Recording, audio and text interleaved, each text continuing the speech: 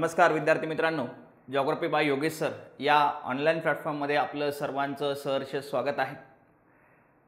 आपण जो काही टॉपिक बघत होतो महाराष्ट्रातील पर्यटन, अतिशय सोपा टॉपिक आहे। या पर्यटन टॉपिकमधील दुसरा जो काही भाग जो आहे, जो काही पर्यटन जो काही दुसरा जो काही प्रकार जो आहे तर तो आहे की भौगोलिक पर्यटन। आतापर्यंत आपण जे काही धार्मिक पर्यटन आपण बघितलं, धार्मिक पर्यटनामध्ये मग त्यामध्ये की हिंदू धर्मियांची जी काही श्रद्धास्थाने असेल, त्यामध्ये की मग ज्योतिर्लिंग असेल, अष्टविनायक असेल, मुस्लिम धर्मियांची श्रद्धास्थानं असेल, शीख धर्मियांची श्रद्धास्थानं असेल, ह्या ज्या काही गोष्टी ज्या आहेत तर ह्या आपण धार्मिक पर्यटनामध्ये आपण बघितल्या। त्याच पद्धतीने मग दुसरा जो काही टॉपिक भौगोलिक पर्यटन आहे, या भौगोलिक पर्यटनावरती सुद्धा आपल्याला आयोगाने जे आहे तर बऱ्याच वेळा जे आहे तर त्यामध्ये की प्रश्न विचारलेले आहे। प्रश्न जे आहे तर ते आत्तापर्यंत या घटकावरती की आपल्याला अगदी सोप्या स्वरूपामध्ये प्रश्न आलेले आहे। खऱ्या अर्थाने या घटकावरती फक्त की जोड्या लावाच्या स्वरूपामध्ये प्रश्न संख्या जी आहे तर ती मोठ्या प्रमाणामध्ये आपल्याला बघायला मिळते। एका बाजूला की जिल्हे दिले जातात, दुसऱ्या बाजूला मग तिथले जे काही स्थळं असतील, त्यामध्ये गरम पाण्याचे झरे असेल किंवा बाकी धबधबे असेल की अशी जी काही स्थळं त्यामध्ये दिली जातात आणि जोड्या लावाच्या स्वरूपामध्ये या घटकावरती प्रश्न विचारलेले आहेत। मग आता सुरुवात करूया की भौगोलिक पर्यटन। आता भौगोलिक पर्यटन म्हणजे काय ही गोष्ट जी आहे तर ही गोष्ट आपल्याला माहिती असणं गरजेचं आहे। महाराष्ट्र एक जे काही राज्य जे आहे की या राज्यामध्ये आपल्याला भौगोलिक जे काही वैशिष्ट्य जे आहेत म्हणजे भौगोलिक विभिन्नता जे आहे तर ते आपल्याला मोठ्या प्रमाणामध्ये आपल्याला बघायला मिळते। मग त्यामध्ये जर आपण बघितलं की महाराष्ट्राचं जर आपण जर पश्चिमेकडे जर गेलो, अति पश्चिमेकडे जर आपण जर गेलो तर महाराष्ट्राला समुद्र किनारा लागून आहे। या समुद्र किनाऱ्याच्या जवळ आपण जर बघितलं की तिथे मग आपल्याला वेगवेगळे जे काही बीचेस जे आहे किंवा ज्याला आपण मराठीमध्ये पुळण असं म्हणतो तर ते आपल्याला बघायला मिळतात आणि मग ते जे काय ते एक भौगोलिक पर्यटनामध्ये की तो भाग येतो। त्याच पद्धतीने मग थोडं जर आपण जर पूर्वेकडे आपण गेलो तर आपल्याला अभेद्य असा जो काही सह्याद्री जो आहे तर तो आपल्याला लागून आपल्याला बघायला मिळतो। मग ह्या सह्याद्रीवरती मग आपल्याला जे काही महत्त्वाची जी काही थंड हवेची ठिकाणं जे आहे तर ती आपल्याला बघायला मिळतात। ते एक भौगोलिक जे काही वैशिष्ट्य जे आहे तर ते आपल्याला बघायला मिळतं। त्याच पद्धतीने मग थोडंसं अजून पूर्वेकडे जर आपण जर गेलो तर मग आपल्याला की जो काही एक महाराष्ट्र पठाराचा जो भाग जो आहे तर त्यामध्ये आपल्याला लागतो, विस्तीर्ण असा महाराष्ट्र पठाराचा भाग लागतो। त्या भागावरतीच मग आपल्याला की जे काही सह्याद्रीचे जे काही उपरांगा जे आहे तर ह्या उपरांगा पसरलेल्या आहे।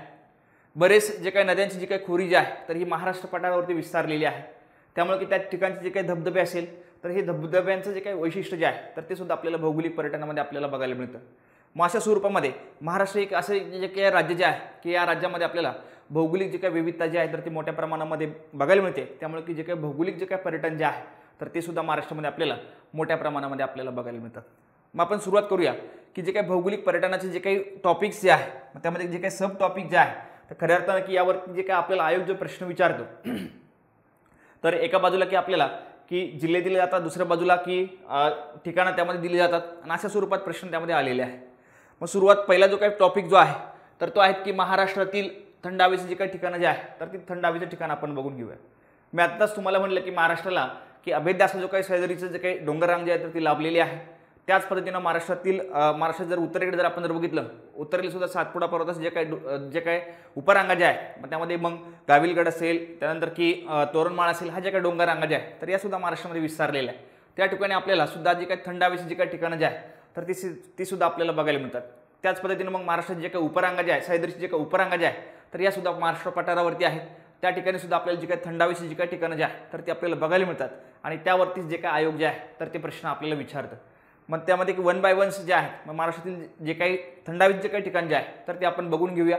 तिथलं जे काही भौगोलिक जे काही वैशिष्ट्य असेल तर ते सुद्धा मी तुम्हाला पूर्णपणे सांगणार आहे। मग त्यामध्ये पहिला जो काही जिल्हा जो आहे तर पहिला जिल्हा आहे की नंदुरबार। या नंदुरबार जिल्ह्यामध्ये आपल्याला जे काही थंड हवेचे जे काही ठिकाण बघायला मिळतं तर ते आहेत की तोरणमाळ। कुठलं थंड हवेचं ठिकाण आहे की तोरणमाळ। नंदुरबार जिल्ह्यातील महत्त्वाचं जे काही थंड हवेचे जे काही ठिकाण जे आहे तर ते तोरणमाळ आहे। या तोरणमाळ थंड हवेच्या बाबतीमध्ये की एक गोष्ट त्यामध्ये की लक्षात ठेवा, हे जे काही ठिकाण जे आहे तर हे आपल्याला नंदुरबार जिल्ह्यातील जो काही अक्राणी जो काही तालुका जो आहे, नंदुरबार जिल्ह्यातील जो काही अक्राणी जो काही तालुका जो आहे तर या तालुक्यामध्ये हे थंड हवेचं ठिकाण आपल्याला बघायला मिळतं। आपल्याला जर तालुका जर विचारला तर तालुका सुद्धा आपल्याला त्यामध्ये माहीत असणं गरजेचं आहे। दुसरं जे काही वैशिष्ट्य जे आहे, कारण की आत्तापर्यंत प्रश्न हे आपल्याला की जिल्हे त्यानंतर की ठिकाणावरती आलेले आहे, पण आपल्याला की कधी कधी आयोग जे आहे तर त्या ठिकाणचं जे काही वैशिष्ट्य जे आहे तर त्या वैशिष्ट्यावरती सुद्धा प्रश्न त्यामध्ये की विचारू शकतं किंवा प्रश्न त्यामध्ये की फ्रेम करू शकतं। मग हे जे ठिकाण जर आपण जर बघितलं तर हे आपल्याला की इथं जर आपण जर बघितलं तर इथं जी काही सीमा जी लागून आहे तर ती गुजरात राज्याची सीमा लागून आहे या भागामध्ये। इकडे जर बघितलं तर मध्य प्रदेश राज्याची सीमा लागून आहे आणि इकडे तर पूर्णपणे महाराष्ट्र आपला आहे। अशा स्वरूपामध्ये की इथे एक जे काही तुम्हाला जे काही स्टेटमेंट त्यामध्ये तयार होऊ शकतं किंवा तयार केलं जाऊ शकतं, तोरणमाळ हे जे काही थंड हवेचं जे काही ठिकाण जे आहे तर हे आपल्याला की गुजरात राज्य, मध्य प्रदेश राज्य, महाराष्ट्र राज्य यांच्या सीमावर्ती भागामध्ये आपल्याला बघायला मिळतं, असं स्वरूपामध्ये की स्टेटमेंट त्यामध्ये तयार केलं जाऊ शकतं. आणि हे जे काही तोरणमाळ जे आहे तर हे आपल्याला की गुजरात, मध्य प्रदेश, महाराष्ट्र यांच्या सीमावर्ती भागामध्ये आपल्याला बघायला मिळतं. मग अशा स्वरूपात आयोग जे आहे तर ते स्टेटमेंट त्यामध्ये की तयार करू शकतं. त्यामुळे की ही जी काही महत्त्वाची जी काही वैशिष्ट्य जी आहे तर ती वैशिष्ट्यसुद्धा तुम्ही जी आहे तर ती नोट डाऊन त्यामध्ये करून घेत चला, की ज्याचा जो काय फायदा जो आहे तर तुम्हाला आगामी ज्या काही परीक्षा आहे तर त्या परीक्षेमध्ये तुम्हाला नक्की होईल. मग अशा स्वरूपातील नंदुरबार जिल्ह्यातील जे काही तोरणमाळ जे काही थंड हवेचे जे काही ठिकाण जे आहे तर ते आपण पूर्णपणे बघितलं. कुठल्या तालुक्यामध्ये आहे त्याचं जे काही वैशिष्ट्य जे आहे, भौगोलिक जे काही वैशिष्ट्य जे आहे तर ते सुद्धा त्यामध्ये आपण बघितलेलं आहे. मग दुसरं जे काही थंड हवेचे जे काही ठिकाण जे आहे तर ते नाशिक जिल्ह्यातील आहे. नाशिक जिल्ह्यातील जो काही आपल्याला इगतपुरी जो काही तालुका जो आहे तर हे इगतपुरी तालुका हे एक थंड हवेचं ठिकाण आहे. नाशिक जिल्ह्यातील जे काही महत्त्वाचं जे काही थंड हवेचं ठिकाण कुठलं आहे, इगतपुरी आहे. इगतपुरी हे सुद्धा कसं आहे, हे तालुक्याचं ठिकाण आहे. त्यामुळे की नाशिक जिल्ह्यातील जर थंड हवेचं जर आपल्याला जर ठिकाण जर विचारलं तर ते आपल्याला माहिती असणं गरजेचं आहे. तर ते कुठलं आहे, इगतपुरी आहे. मग याच ठिकाणी ह्या इगतपुरी जवळच मग आपल्याला की जो काही कसारा घाट किंवा जो काही थळघाट जो आहे तर तो आपल्याला त्यामध्ये बघायला मिळतो.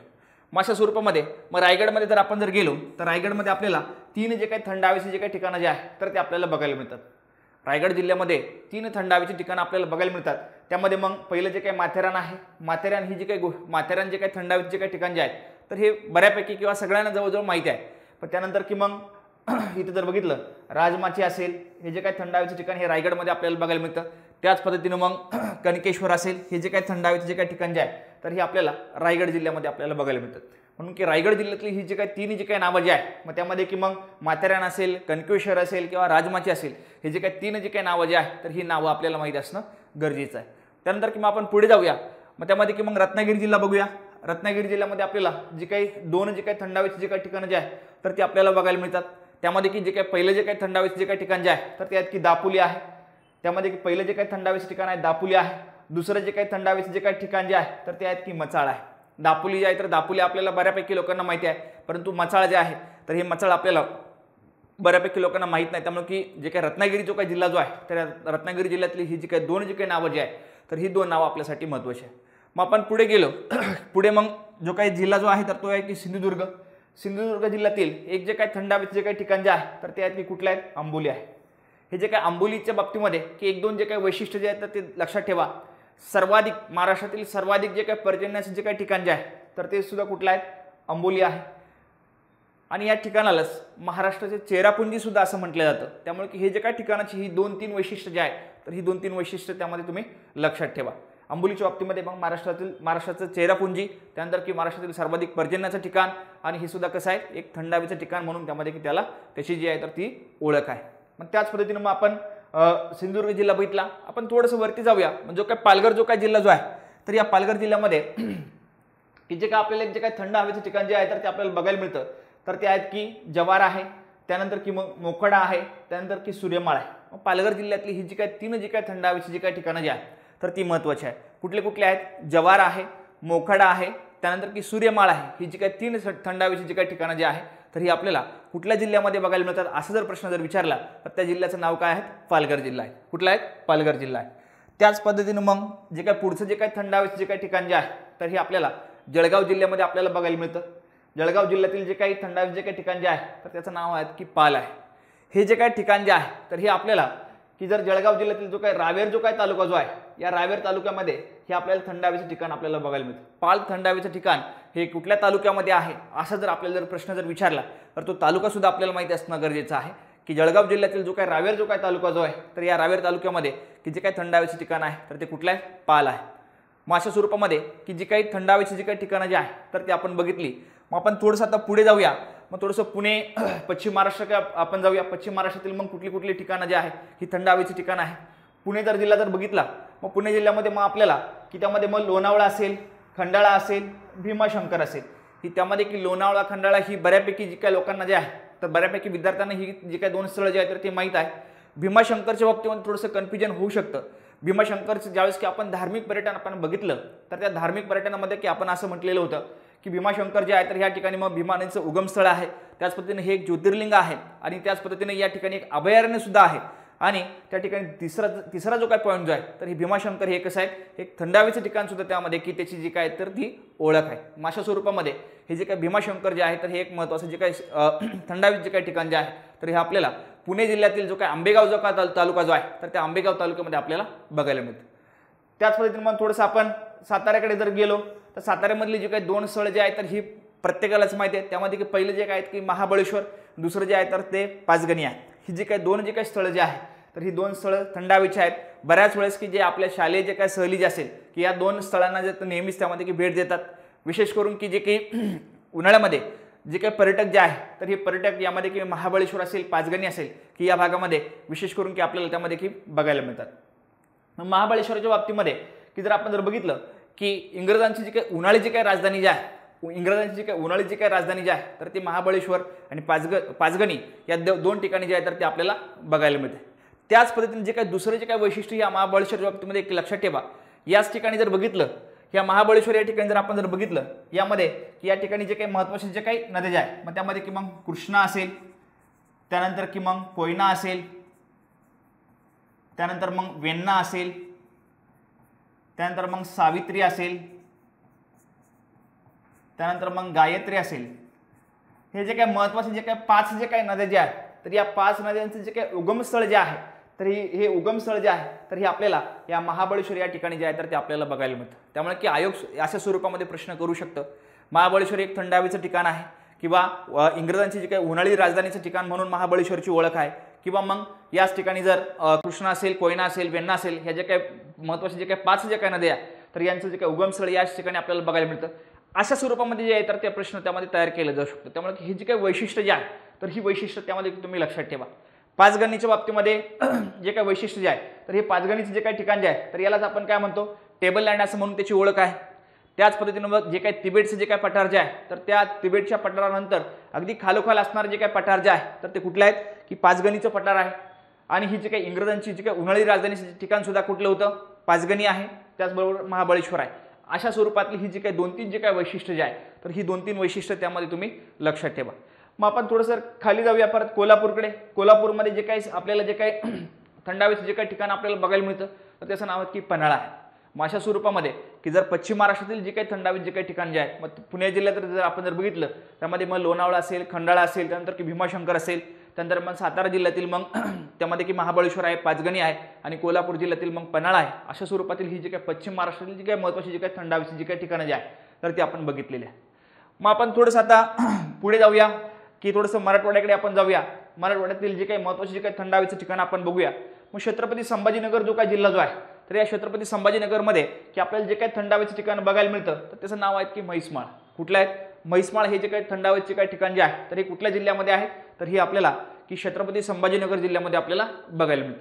त्याच पद्धतीने मग बीड जे काही जो काही जिल्हा जो आहे तर या बीड जिल्ह्यामध्ये की आपल्याला जे काही चिंचोली नावाचं जे काही थंड हवेचं जे काही ठिकाण जे आहे तर ते आपल्याला बघायला मिळतं. आणि त्याच पद्धतीने मग जो काही धाराशिव जो काही जिल्हा जो आहे तर या धाराशिव जिल्ह्यामध्ये एक जे काही थंड हवेचं जे काही ठिकाण जे आहे तर त्याचं नाव कुठलं आहे एडशी. हे जे काही थंड हवेचं ठिकाण हे आपल्याला धाराशिव जिल्ह्यामध्ये आपल्याला बघायला मिळतं. मग अशा स्वरूपामध्ये जे काही मराठवाड्यातील जे काही महत्त्वाचे जे काही थंड हवेचं ठिकाण आहे मग त्यामध्ये मग म्हैसमाळ असेल, त्यानंतर किंवा आपल्याला बीड जिल्ह्यातील जर आपण जर बघितलं मग त्यामध्ये चिंचोली असेल, धाराशिव जिल्ह्यातील मग एडशी असेल, ही जी काही महत्त्वाची जी काही थंड हवेची ठिकाणं ही आपल्याला मराठवाड्यामध्ये आपल्याला बघायला मिळतात. मग आपण थोडंसं परत पुढे जाऊया. मग आपण थोडंसं विदर्भाकडे जाऊया. मग विदर्भातील जे काही थंड हवेचे ठिकाण जे आहे तर ते आपल्याला माहीत असणं गरजेचं आहे. मग विदर्भातील जर आपण जर बघितलं पहिला जो काही जिल्हा जो आहे तर तो नागपूर जिल्ह्यातील हे जे काही रामटेक हे जे काही ठिकाण जे आहे नागपूर जिल्ह्यातील हे जे काही रामटेक हे जे काही ठिकाण जे आहे तर हे सुद्धा कसं आहे एक थंड हवेचं ठिकाण आहे. त्याच पद्धतीने मग जर मग अमरावती जिल्ह्यातील जर आपण जर बघितलं अमरावती जिल्ह्यातील जे काही महत्त्वाचं जे काही थंड हवेचं जे काही ठिकाण जे आहे तर ते कुठलं आहे चिखलदरा आहे. अमरावती जिल्ह्यातील महत्त्वाचं जे काही थंड हवेचं ठिकाण कुठलं आहे चिखलदरा आहेत. आणि हे जे काही चिखलदरा जे आहे तर या चिखलदऱ्यालाच आपण विदर्भाचे नंदनवन असं म्हणतो. विदर्भाचे नंदनवन असं कुठल्या ठिकाणाला म्हटलं जातं असा जर प्रश्न जर विचारला तर हे जे काही चिखलदरा हे जे काही ठिकाण जे आहे तर ह्या चिखलदरा ठिकाणाला विदर्भाचे नंदनवन असं म्हटलं जातं. हे एक महत्त्वाचं थंड हवेचं ठिकाण आहे. दुसरं जे काही वैशिष्ट्य जे आहे एकमेव हे असं ठिकाण आहे की या ठिकाणी की कॉफीचं जे काही उत्पादन जे आहे तर हे अगदी अल्प प्रमाणामध्ये घेतलं तर ही फक्त एक गोष्ट लक्षात ठेवा. महाराष्ट्रामध्ये कॉफीचं जे काही उत्पादन जे आहे तर हे कुठं घेतलं जातं असं जर प्रश्न जर विचारला तर ते जे काही ठिकाण जे आहे तर ते कुठलं आहे चिखलदरा. कुठे आहेत? चिखलदरा. या चिखलदऱ्याच्या ठिकाणी कॉफीचं जे काही उत्पादन जे आहे तर अगदी मोठ्या तत्वावरती नाही, पण अगदी छोट्या स्वरूपामध्ये कॉफीचं जे काही उत्पादन जे आहे तर ते या भागामध्ये केलं जातं किंवा घेतलं जातं. आणि याच ठिकाणाला आपण विदर्भाचे नंदनवन असं म्हणतो. आणि जिल्हा जर विचारला तर जिल्हा कुठला आहे? अमरावती आहे. ही गोष्ट जी आहे तर ही गोष्ट त्यामध्ये लक्षात राहू द्या. त्याच पद्धतीने मग थोडंसं आपण बुलढाण्याकडे जाऊया. बुलढाण्यामध्ये जर बघितलं मग त्यामध्ये अंबाझरी आहे, भिंगार आहे. ही जी काही दोन जी काही ठिकाणं जी आहेत तर ही आपल्याला बुलढाणा जिल्ह्यामध्ये आपल्याला बघायला मिळतात. ही जी काही विदर्भातील जी काही थंड हवेची जी काही ठिकाणं जी आहे तर त्यातलं जे काही महत्त्वाचं ठिकाण आहे चिखलदरा, ही गोष्ट लक्षात ठेवा. नागपूर जिल्ह्यातील मग रामटेक आहे. त्यानंतर किंवा बुलढाणा जिल्ह्यातील मग त्यामध्ये किंवा भिंगार असेल, अंबाझरी असेल. ही जी काही दोन ठिकाणं जी आहे तर ही दोन ठिकाणं त्यामध्ये लक्षात ठेवा. मग पुढचा जो काही टॉपिक जो आहे तर तो आहे की गरम पाण्याची झरे. आता ही जी काही गरम पाण्याची जी काही झरे जे आहे तर या झऱ्यांवरती आपल्याला जे काही प्रश्न जे आतापर्यंत विचारलेले आहे तर ते अगदी साध्या सोप्यामध्ये प्रश्न विचारलेले आहे. एका बाजूला आपल्याला जिल्हे दिलेले आहेत, दुसऱ्या बाजूला की गरम पाण्याचे झरे आपल्याला दिलेले आहेत आणि जोड्या लावाच्या स्वरूपामध्ये प्रश्न जो आहे तर तो आपल्याला विचारलेला आहे. पण भविष्यामध्ये ज्यावेळेस की प्रश्न त्यामध्ये विचारला जाऊ शकतो की त्यावेळेस मग आपल्याला एका बाजूला गरम पाण्याचे झरे दिले जाऊ शकतात, दुसऱ्या बाजूला की जिल्हे दिले जाऊ शकतात किंवा वैशिष्ट्य त्यामध्ये दिले जाऊ शकतात. त्यामुळे की आपल्याला जे काही महत्त्वाची जी काही वैशिष्ट्य जे आहे या ठिकाणांची जी काही वैशिष्ट्य जे आहे तर ती सुद्धा त्यामध्ये आपल्याला बघावं लागणार आहे. अशा स्वरूपामध्ये ही जी काही गरम पाण्याची झरे जे आहे तर ती गरम पाण्याची झरे जे आहे तर ते आपण बघूया. मग खऱ्या अर्थानं ही गरम पाण्याची जी काही झरे जी आहे तर ही यांची जी काही निर्मिती जी आहे तर ती कशा स्वरूपामध्ये होते ही गोष्ट जी आहे तर ही गोष्ट आपल्याला एकदा समजून घ्यावी लागणार. मग पृथ्वीचा ज्यावेळेस की जो पृथ्वीच्या भूपृष्ठावरती पृथ्वीच्या काही अंतर्गत हालचालीमुळे की भूपृष्ठाला काही तडे जातात किंवा क्रॅक्स जातात किंवा भेगा पडतात. या भेगांमध्ये की जे काही पावसाचं जे काही पाणी जे आहे तर हे पाणी जे आहे तर ते पृथ्वीच्या भूगर्भामध्ये जातं. आणि भूगर्भामध्ये गेल्यानंतर की आपल्याला माहिती की भूगर्भामध्ये की तप्त असा लावा आहे, जे काही खडक सुद्धा त्यामध्ये आपल्याला बघायला मिळतात भूगर्भामध्ये.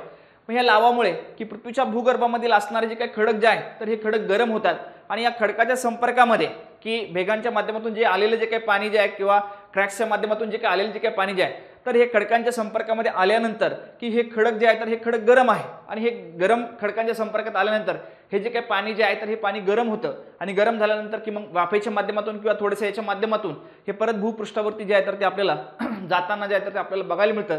आणि अशा स्वरूपामध्ये ही जी काही गरम पाण्याची जी काही झरे जे आहे तर ही गरम पाण्याची झरे त्यामध्ये निर्माण झालेली आहे. खऱ्या अर्थाने ही जी काही गरम पाण्याची जी काही झरे जे आहे तर ही धार्मिकदृष्ट्या सुद्धा त्यामध्ये खूप त्याला विशेष एक महत्त्व जे आहे ते आपल्याकडे मानलं जातं. त्याच पद्धतीनं की ही जे काही गरम पाण्याची जी काही झरे जे आहे तर यांच्यामध्ये जे साधारणतः जे तापमान जर आपण जर बघितलं विशेष करून की जे काही ठाणे जिल्ह्यातील जो काही वज्रेश्वरीचा जो काही गरम पाण्याचा जो काही झरा जो आहे तर ह्या गरम पाण्याचं झऱ्याचं जर तापमान जर आपण बघितलं तर ते आपल्याला 43 डिग्री ते 45 डिग्रीच्या आसपास जे आहे तर ते आपल्याला बघायला मिळतं. अशा स्वरूपामध्ये ही जी काही गरम पाण्याची जी काही झरे जी आहे तर ती आपल्यासाठी महत्त्वाची आहे. मग आपण वन बाय वन्स जे आहे तर मग कुठल्या कुठल्या भागामध्ये गरम पाण्याची झरे आहेत तर ते आपण बघूया. विशेष करून की मग कोकण असेल, त्यानंतर की जळगाव असेल की या भागामध्ये ही जी काही गरम पाण्याची जी काही झरे जे आहे तर ते आपल्याला मोठ्या प्रमाणामध्ये आपल्याला बघायला मिळतात. जो काही पालघर जो काही जिल्हा जो आहे तर या पालघर जिल्ह्यामध्ये की जी काही आपल्याला गरम पाण्याची जी काही झरे बघायला मिळतात त्यामध्ये मग दातीवरे असेल, त्यानंतर की मग कोकनेर असेल, त्यानंतर की मग सातीवली असेल. ही जे काही तीन जे काही गरम पाण्याची जी काही झरे जे आहे तर ही आपल्याला पालघर जो काही जिल्हा जो आहे तर या पालघर जिल्ह्यामध्ये आपल्याला बघायला मिळतात. त्याच पद्धतीने मग गणेशपुरी हा जो काही हा सुद्धा जो काही गरम पाण्याचा जो झरा जो आहे तर हा आपल्याला पालघर जिल्ह्यामध्ये आपल्याला बघायला मिळतात. मग अशा स्वरूपामध्ये पालघर जिल्ह्यामधली ही जी काही चार जे काही गरम पाण्याची जी काही झरे जे आहे तर ही त्यामध्ये काही लक्षात ठेवणं गरजेचं आहे. त्याच पद्धतीने मग ठाणे जिल्ह्यातील जो काही महत्त्वाचा जो काही गरम पाण्याचा जो काही झरा जो आहे वज्रेश्वरी आहे आणि अकलोली आहे. अकलोलीवरती आपल्याला आतापर्यंत प्रश्न आयोगाने विचारलेला आहे. वज्रेश्वरी जो आहे तर हा वज्रेश्वरी जो काही गरम पाण्याचा जो काही झरा जो आहे तर हा धार्मिकदृष्ट्या सुद्धा त्याला विशेष खूप महत्त्व आहे. बऱ्याच जे काही लोकांचं जे काही म्हणणं आहे की या ठिकाणी जे आहे तर आंघोळ केल्यानंतर की जे काही आपले जे काही त्वचाचे रोग जो आहे तर ते बरे होतात असं त्यामध्ये की मानले जातं. अशा स्वरूपामध्ये की ठाणे जिल्ह्यातील ही जी काही दोन जे काही गरम पाण्याची जी काही झरे जे आहे तर ती लक्षात ठेवा. एक वज्रेश्वरी आहे, दुसरा कुठला आहे अकलोली आहे. त्यानंतर मग रायगड जिल्ह्यामध्ये आपण जर गेलो तर रायगड जिल्ह्यामध्ये मग आपल्याला उनेरे असेल, सव असेल, वडवली असेल ही जे काही तीन जे काही गरम पाण्याचे जे काही झरे जे आहे तर हे आपल्याला रायगड जिल्ह्यामध्ये आपल्याला बघायला मिळतात. मग रायगड जिल्ह्यातील जे काही गरम पाणी झरे कुठले कुठले आहेत तर त्यामध्ये बघितलं उनेरे असेल, सव असेल आणि वडवली असेल. त्यानंतर मग आपण थोडंसं रत्नागिरी जिल्ह्याकडे जाऊया. मग रत्नागिरी जिल्ह्यामध्ये आपल्याला बरेच गरम पाण्याचे झरे जे आहेत ते आपल्याला बघायला मिळतात. त्यामध्ये मग आरवली असेल, खेड असेल, उनेवरे तामणे असेल, त्यानंतर की मग राजावाडी असेल, तुरळ असेल. मग त्यातला जो काही महत्त्वाचा जो काही गरम पाण्याचा जो काही झरा जो आहे तर तो कुठला आहे, तुरळ आहे. हे तुरळ जे आहे तर ते तुरळ लक्षात ठेवा परीक्षेमध्ये, की आपल्याला यावरती प्रश्न त्यामध्ये येण्याची शक्यता दाट आहे. त्याच पद्धतीने मग गोळवली असेल, मठ असेल, त्यानंतर की फणसवणी असेल, राजापूर असेल, अशी जी काही गरम पाण्याची जी काही झरे जे आहे तर ही आपल्याला रत्नागिरी जिल्ह्यामध्ये आपल्याला बघायला मिळतात. रत्नागिरी जिल्ह्यामध्ये आपल्याला सर्वाधिक जे काही गरम पाण्याचे जे काही झरे जे आहे तर ते आपल्याला बघायला मिळतात. मग त्याच पद्धतीने मग आपण जर थोडंसं पुढे गेलो, पुढे आपण जर बघितलं तर त्यामध्ये अमरावती जो काही जिल्हा जो आहे तर या अमरावती जिल्ह्यामध्ये सुद्धा आपल्याला जो काही गरम पाण्याचा जो काही झरा जो आहे तर तो आपल्याला बघायला मिळतो. त्याचं नाव आहे की सालबर्डी. कुठला आहे, अमरावती जिल्ह्यामध्ये सालबर्डी हा गरम पाण्याचा झरा बघायला मिळतो. त्याच पद्धतीने मग नांदेड जिल्हा जो आहे तर या नांदेड जिल्ह्यातील जो काही किनवट जो काही भाग जो आहे तर या किनवट भागामध्ये जो काही आपल्याला जो काही गरम पाण्याचा झरा बघायला मिळतो त्याचं नाव आहे की उनकेश्वर. उनकेश्वर हा गरम पाण्याचा झरा कुठल्या जिल्ह्यामध्ये आहेत असं जर प्रश्न जर विचारला तर कुठल्या जिल्ह्यामध्ये आहेत, नांदेड जिल्ह्यामध्ये आपल्याला बघायला मिळतो. मग त्याच पद्धतीने मग पुढे आपण जर गेलो तर पुढे जो काही यवतमाळचा जो काही वणीचा जो काही भाग जो आहे तर त्या ठिकाणी आपल्याला जो काही गरम पाण्याचा झरा बघायला मिळतो त्याचं नाव आहे की कापेश्वर. कुठला आहे, कापेश्वर हा जो काही गरम पाण्याचा झरा आपल्याला यवतमाळ जिल्ह्यामध्ये आपल्याला बघायला मिळतो. त्याच पद्धतीने मग भंडारी जिल्ह्याचा जो काही तुमसरचा जो काही परिसर जो आहे त्या ठिकाणी मग जो काही गायमुख हा एक जो काही गरम पाण्याचा जो काही झरा जो आहे तर हा आपल्याला की भंडारा जो काही जिल्हा जो आहे तर या भंडारा जिल्ह्यामध्ये आपल्याला बघायला मिळतो. मग त्याच पद्धतीने मग पुढे आपण जर गेलो की जो काही जळगाव जो काही जिल्हा जो आहे तर या जळगाव जिल्ह्यामध्ये आपल्याला की बरेच परत की गरम पाण्याचे जे काही झरे जे आहे तर ते झरे आपल्याला बघायला मिळतात. जळगाव जिल्ह्यामध्ये आपण जर बघितलं मग चांगदेव असेल, त्यानंतर की मग उपनदेव असेल, त्यानंतर की मग सुपनदेव असेल, नाझरदेव असेल, अडावद असेल, अशी जी गरम पाण्याची जी काही झरे जे आहे तर ही आपल्याला जळगाव जिल्ह्यामध्ये आपल्याला बघायला मिळतात. मग जळगाव जिल्ह्यामध्ये की जी काही गरम पाण्याची जी काही झरे जी आहे तर ती लक्षात ठेवण्यासाठी आपल्याला की जर आपण जर बघितलं की यांची जी काही शेवटची जी काही 2 अक्षरे जे आहे तर या 2 अक्षरामध्ये आपल्याला देवदेव असा जो काही शब्द जो आहे तर तो आपल्याला बघायला मिळतो. मग देवदेव ज्यावेळेस की उल्लेख असा येईल किंवा असे जर ऑप्शन ज्यावेळेस की येतील की त्यावेळेस की आपल्याला निश्चितपणे समजू शकेल किंवा की ही जी काही स्थळं जी आहे गरम पाण्याची जी काही स्थळं जी आहे तर ही कुठल्या जिल्ह्यामध्ये असणार आहे तर ही जळगाव जिल्ह्यामध्ये असणार आहे. त्यामुळे की जळगाव जिल्ह्यामध्ये मग चांगदेव असेल, उपनदेव असेल, सुपनदेव असेल, नाझरदेव असेल, फक्त एक आडावत जे आहे तर हे आडावत त्यामध्ये की लक्षात ठेवणं गरजेचं आहे. अशा स्वरूपामध्ये ही जळगाव जिल्ह्यातील जे काही महत्त्वाचे जे काही गरम पाण्याची जी काही झरे जे आहे तर ते आपण बघितलेली आहे. मग ही जी काही गरम पाण्याची जी काही झरे जे आहे तर त्यामध्ये की विशेष करून किंवा आपल्याला फक्त की कोकणातील जी काही नावं जे आहे मग त्यामध्ये की रत्नागिरी जिल्ह्यातील जे काही नावं जे आहे तर ते बघावं लागणार आहे. जळगाव जिल्ह्यातील नावं त्यामध्ये की सोपे आहे, त्यामध्ये किंवा अमरावती जिल्ह्यातील नाव असेल, त्यानंतर की मग बाकी पालघर जिल्ह्यातील नावं असेल, ही फक्त नावं जी आहेत तर ती तुम्ही एकदा थोडंसं मॅपच्या माध्यमातून किंवा मॅपच्या आधारात सुद्धा त्या या ठिकाणी जो आहे तो प्रश्न विचारला जाऊ शकतो. मग तुम्हाला मी जो काही मॅप्स तुम्हाला दिलेला आहे की यामध्ये की तुम्हाला सिक्वेन्स किंवा उत्तरेकडून दक्षिणेकडे क्रम लावा अशा स्वरूपात तुम्हाला प्रश्न त्यामध्ये येऊ शकतो. त्यामुळे की ही जी काही मॅप्स जे आहे तर हे मॅप्स सुद्धा तुमच्यासाठी जे आहे तर ते खूप महत्त्वाचे आहे. मग अशा स्वरूपामध्ये उत्तरेकडून रत्नागिरी जिल्ह्यातील जे काही गरम पाण्याचे जे काही झरे जे आहे तर त्यांचा जर उत्तरेकडून दक्षिणेकडे जर क्रम लावा तर हा जो काही मॅप जो आहे तर हा मॅप तुमचा पूर्णपणे कामी येणार आहे. मग अशा स्वरूपामध्ये की आपल्याला की जे काही गरम पाण्याचे जे काही झरे जे आहे तर ते आपण बघितलेले आहे.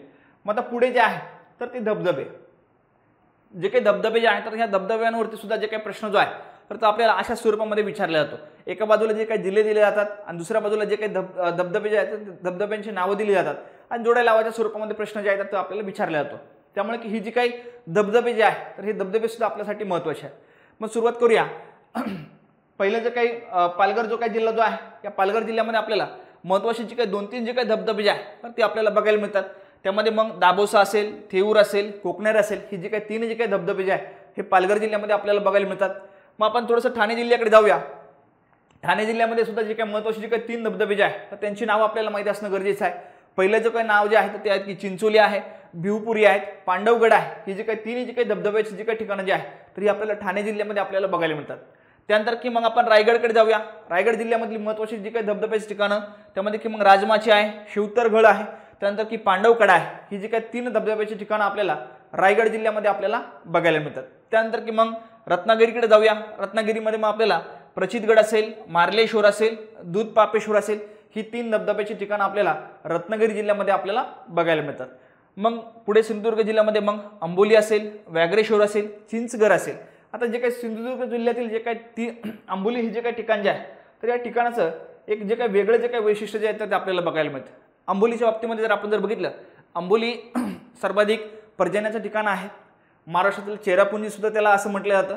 हे एक थंड हवेचं ठिकाण सुद्धा आहे आणि या ठिकाणी आपल्याला धबधबा सुद्धा जे आहे तर त्या ठिकाणी आपल्याला बघायला मिळतो। त्यामुळे की हे जे काही आंबोली जे आहे तर ही आंबोली हे तुम्ही त्यामध्ये की विशेष करून की लक्षात ठेवा, कारण की थोडंसं कन्फ्युजन आपल्याला होऊ शकतं, कारण की आपण बऱ्याच वेळेस फक्त याच ठिकाणी हेच ऐकलेलं आहे की आंबोली जे आहे तर हे आंबोली ठिकाणी आपल्याला सर्वाधिक जे काही पर्जन्य जे आहे तर ते आपल्याला बघायला मिळतं।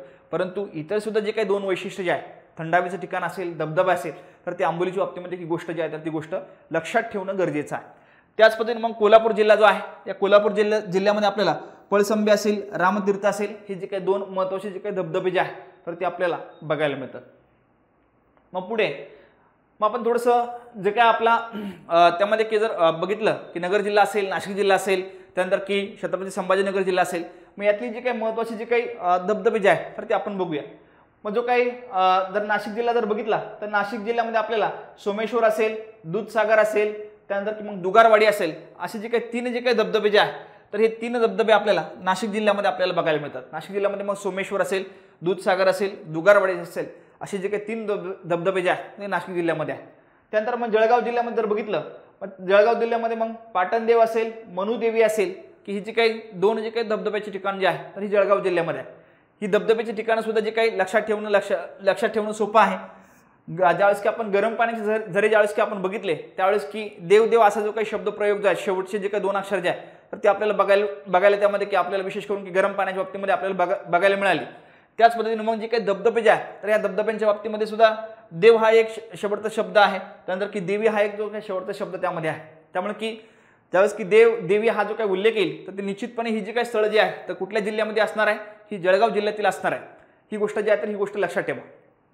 त्यानंतर मग जो काही अहमदनगर जो काही जिल्हा जो आहे तर या अहमदनगर जिल्ह्यामध्ये आपल्याला भंडारदरा असेल, रंधा असेल, किंवा अमरेला फॉल्स ज्याला आपण म्हणतो, किंवा अमरेला जो काही धबधबा जो आहे तर तो आपल्याला की अहमदनगर जो काही जिल्हा जो आहे तर या अहमदनगर जिल्ह्यामध्ये आपल्याला बघायला मिळतो।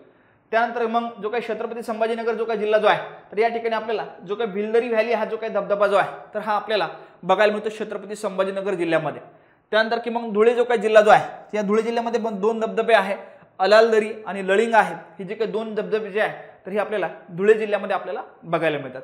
ही जी काही धबधबे जे आहे तर हे धबधब्यांच्या बाबतीमध्ये की फक्त आणि फक्त जे काही नावं जे आहे तर ही नावं लक्षात ठेवा, आणि जिल्हे जे आहेत तर ते जिल्हे जे आहेत तर ते लक्षात ठेवा। इथं वेगळं तुम्हाला की कुठल्या प्रकारचे कन्सेप्ट नाही किंवा वेगळं काही तुम्हाला करण्याची गरज नाही। फक्त एक दोन वेळेस ज्यावेळेस की तुम्ही वाचन कराल की त्यावेळेस की ही जी काही गोष्ट जी आहे तर तुम्हाला त्यामध्ये की सहज तुम्हाला समजणार आहे।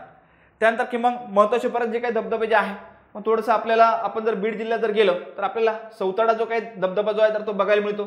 त्यानंतर की मग कपिलधारा जो काही धबधबा जो आहे तर हा आपल्याला बीड जिल्ह्यामध्ये आपल्याला बघायला मिळतो।